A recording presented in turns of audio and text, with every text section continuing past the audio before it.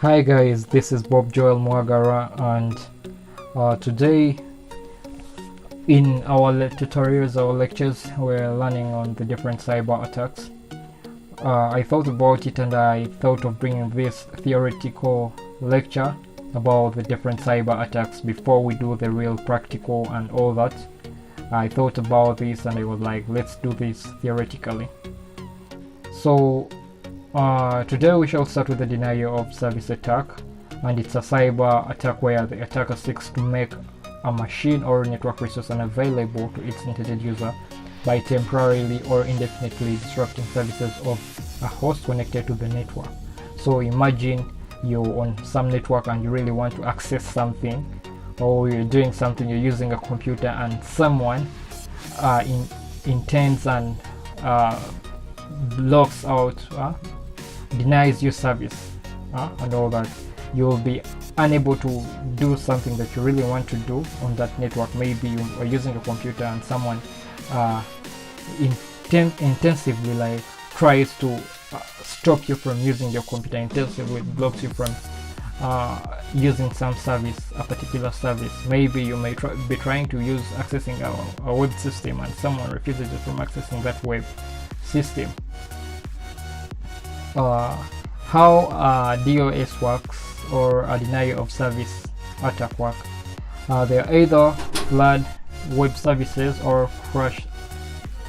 They are either flood web services or crash them. Flooding is the most common, it's the most common actually form of attack, where people send different requests at the same time. Like they actually forge different requests attacking the server at the same time. It occurs when the attack system is overwhelmed by large amounts of traffic. So when they send these different requests, actually we shall try this out practically, you'll discover that the system will eventually stop working and people won't be able to use or access that system.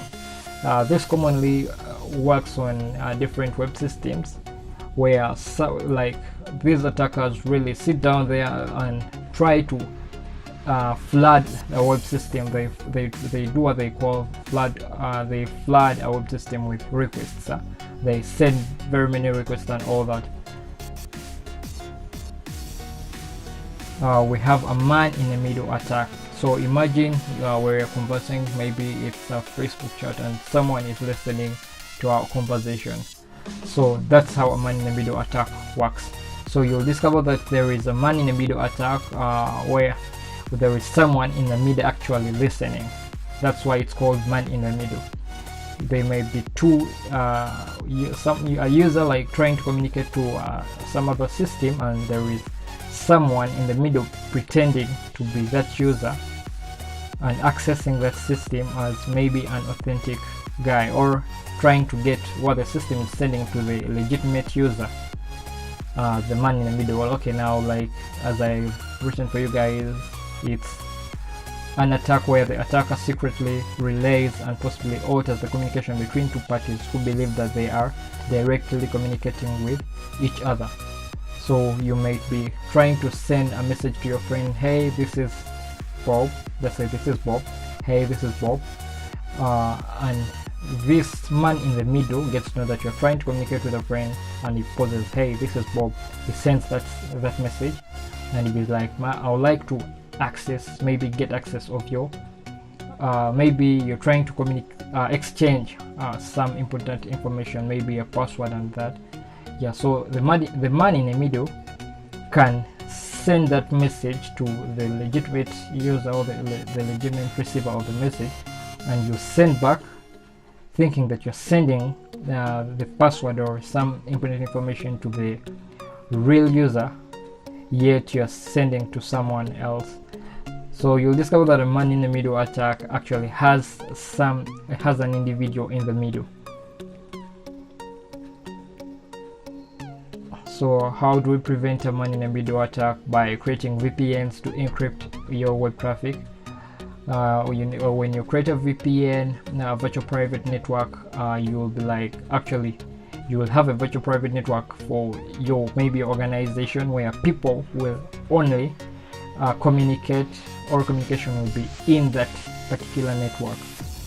That particular network. So people outside that network won't be able to access what's in that network. Secure your network with an intrusion detection system, a system that detects whether someone has actually intruded into the system. Maybe there is a man in the middle trying to get the information you guys are trying to share, or actually if you're trying to communicate. So there is a phishing attack, and a phishing attack is a cyber attack that uses it actually works more in emails as a weapon. The goal is to trick the email recipient into believing that the message is something they want or need. So someone may pose as your bank and maybe send an email and be like, hi Bob, this is your bank, bank X, and we actually got a problem with our system, so we need to update your information. So please kindly enter your account details, and maybe they ask for my PIN number, or they ask, in fact they can ask for my credit card number and CSV number. So someone can pose to be a legitimate bank and all that. They create a system, they send me an email, and on clicking on that link I put in my information. Actually phishing is actually like some social engineering, it's like some tool used in social engineering, because actually the fake bank is actually trying now to communicate with you and posing as a legitimate thing.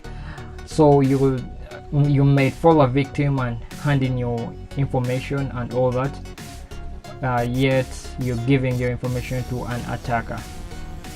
They normally use email addresses and all that. So as I wrote here, phishing is a cyber attack that uses this guy's email as a weapon.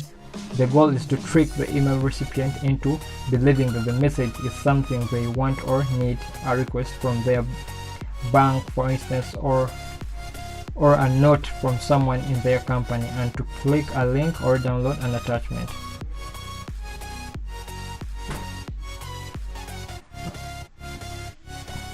On how to prevent phishing, you should always check your bank statements. Personally, check your statements regularly, and try to get the legitimate from the right source. Actually, you should try to master the different communication methods your banks use.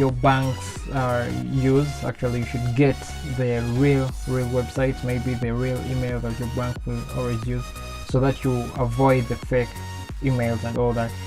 And actually you should always avoid those links. You should always avoid clicking on those links unless those people have proven that they're the authentic people. You can always call your bank, you can always get a monthly statement for your financial details and all that.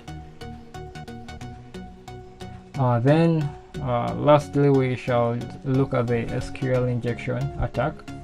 This is also a common attack, and is a web security vulnerability that allows an attacker to interfere with queries that an application makes to its database. It generally allows an attacker to view data that they are not normally able to retrieve. So for example, when you look at this attacker here, he's actually trying to access your database directly, and maybe writing a query that will bring out all passwords and all usernames for you guys to for him to use, maybe to benefit, to get all the usernames and passwords, so that he logs into the system and poses to be you. You'll discover that this tool is actually commonly used, and also there are very many different methods of actually protecting. There is what they call safe coding. You can safe code and always avoid all these injection attacks. Maybe you safe code during the coding process. There is what they call safe coding. While you're coding, you avoid some codes that can be malicious and that can always give the attacker direct contact with the database or the back end. Well, thank you very much. We shall start from there next time.